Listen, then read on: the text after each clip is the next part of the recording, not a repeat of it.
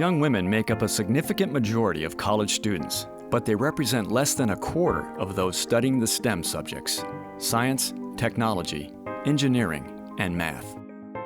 There's wide agreement that for the United States to remain a world leader, we must bring more women into these fields.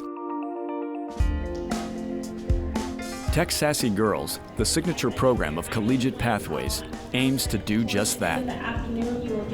It provides middle and high school girls exposure to technology careers through workshops and mentorship.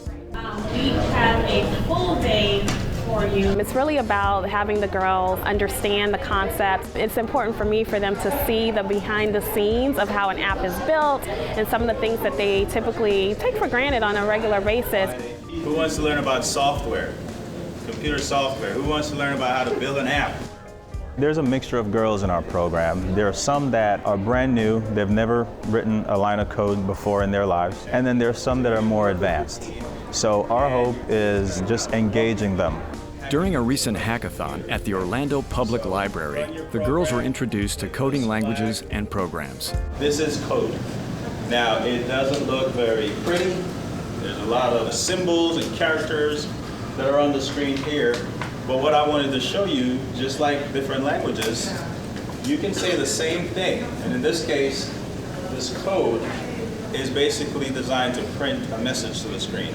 After being shown the tools available to them, the girls broke into groups to put their skills to the test. Typically, a hackathon is really solving a business problem in the community. Today, we're doing a mini version of it and working with girls in middle and high school for 4 hours and helping them solve an issue within their respective communities focused on education, women in technology, financial literacy, and childhood obesity. We choose either if we want to make an app or a website for that problem. We chose the topic of childhood obesity, and we're putting different websites and forums for parents to do blogs and stuff like that. The girls are working with real-life graphic designers, real-life coders, real-life project managers, and they're helping them through the process. We try to implement real-world methodologies to solving problems. So we take them through the design session, the brainstorming, the storyboarding. Just peeking in on some of the conversations that they're having right now in their brainstorming sessions, I'm totally blown away. How would the game work? An app? Okay. How would that work? Our app is called Trivia Friends.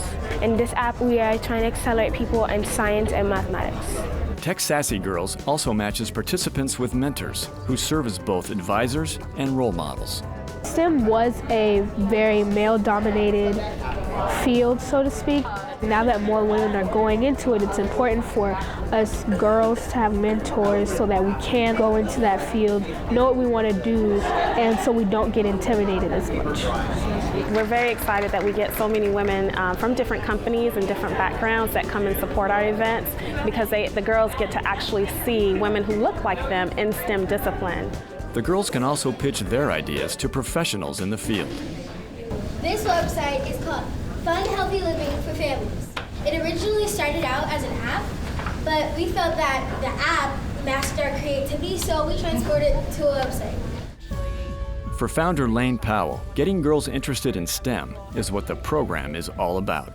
I would always encourage someone to join Tech Sassy because no matter what day, no matter what we're doing, we're always learning about STEM, science, technology, engineering, mathematics. So it's always helping and encouraging young leaders.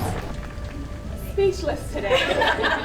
Like, this was amazing. STEM-azing, amazing. Y'all are awesome. Give yourself.